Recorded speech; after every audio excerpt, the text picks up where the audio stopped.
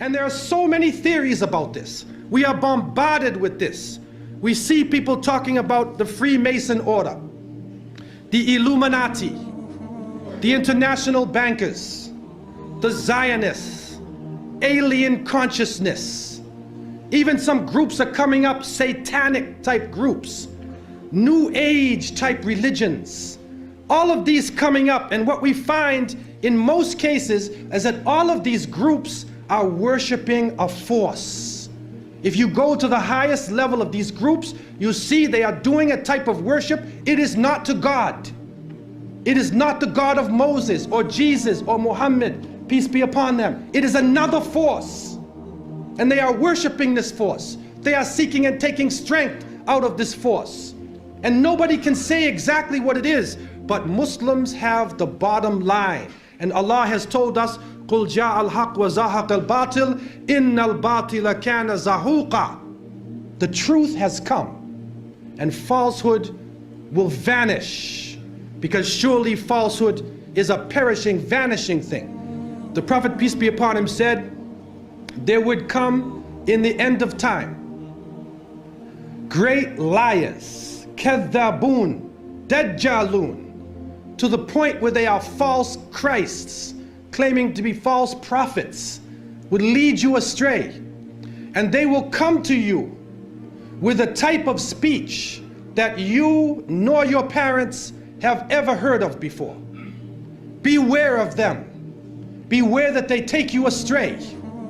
Beware that they put you into a fitna, a trial, and a temptation. And so the Prophet, peace and blessings be upon him, did not speak from himself.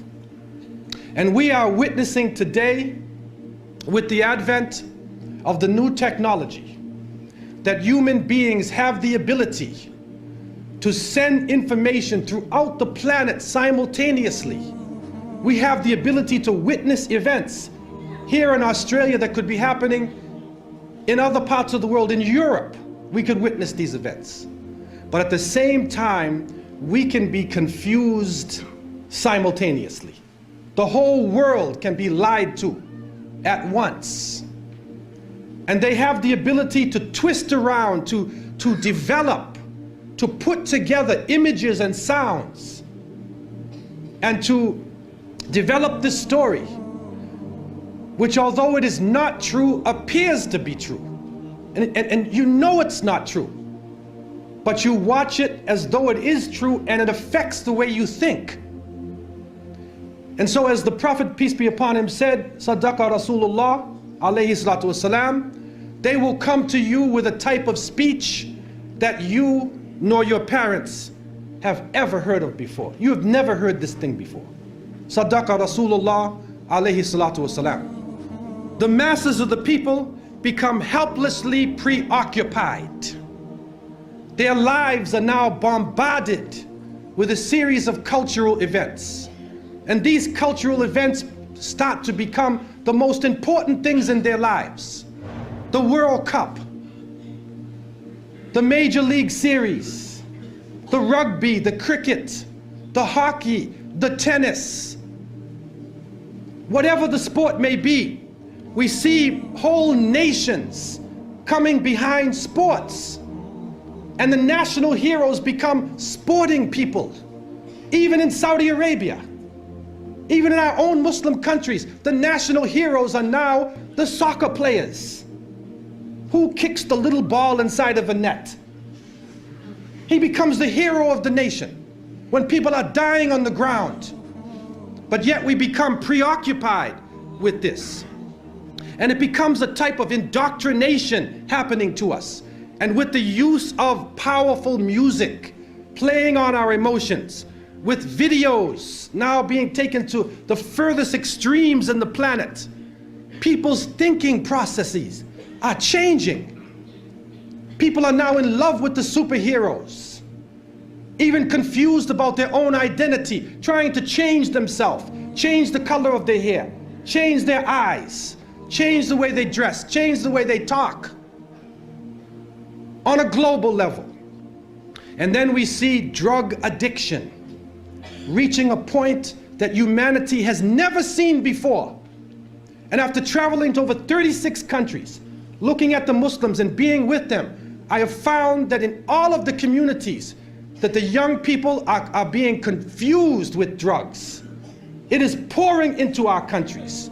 No matter what form it takes, cocaine, LSD, psychedelic, depressants, put you up, put you down, confuse you, but create a false world and give you a false dependence so that you become dependent on the chemical.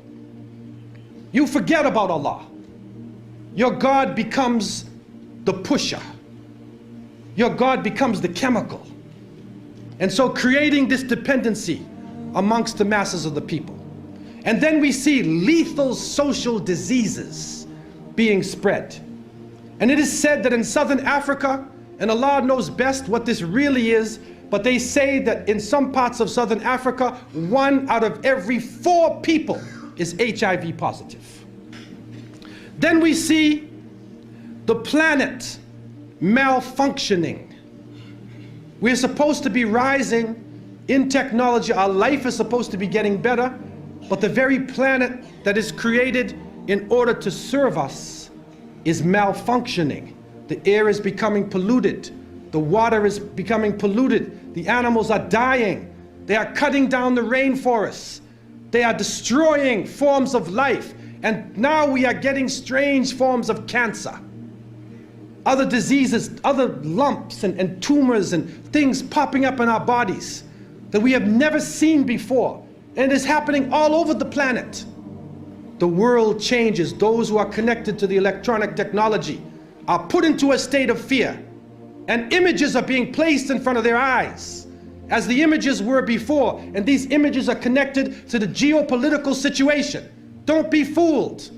And we, the innocent people, trying to look at the world and trying to understand what is going on, we see everything is moving toward one world state, one world police force, one world bank, and one world unelected elite that rules over us not based upon the will of the people or democracy, but rules over because of control of the bank, control of the economy and the flow of the money, which is changing every day, changing from gold and silver to paper to plastic. And now they are trying out chips. They're putting chips in somebody's head. They tried it in Florida. And if you can take anything from me, don't ever let anybody put a chip inside of you. Don't let them do it to you, man. A microchip. And they say, no, it can do you a lot of good. If you're diabetic, it will say you're diabetic. But the problem we're facing is, what else can happen with that chip? What else can be done to the chip? Your emotions could be controlled. Your mind could be controlled. You could even be killed. Wal-iyadu billah. And so the Quran and the Hadith, the revelation gives the Muslim the bottom line. And we need to work from the bottom line up, instead of from the confusion to the bottom line. And when we go to the bottom line, we find that the Quran talks about in the beginning of time, when Allah subhanahu wa ta'ala had created the creations, and then He created Adam alayhi salam. And He turned to His angels, and amongst the angels was a jinni named Iblis. May Allah protect us from him. There was a jinni amongst them who was so pious and so knowledgeable, he was given a place with the angels. The angels could not disobey Allah. And so Allah told them in the oft repeated verses, Usjudu li Adam fasajadu illa Iblis. He told them, bow down to Adam, and all of them bow down except Iblis. And Surah Al-Kahf told us, Kana min al-jinn. He was jinni. He was not a fallen angel.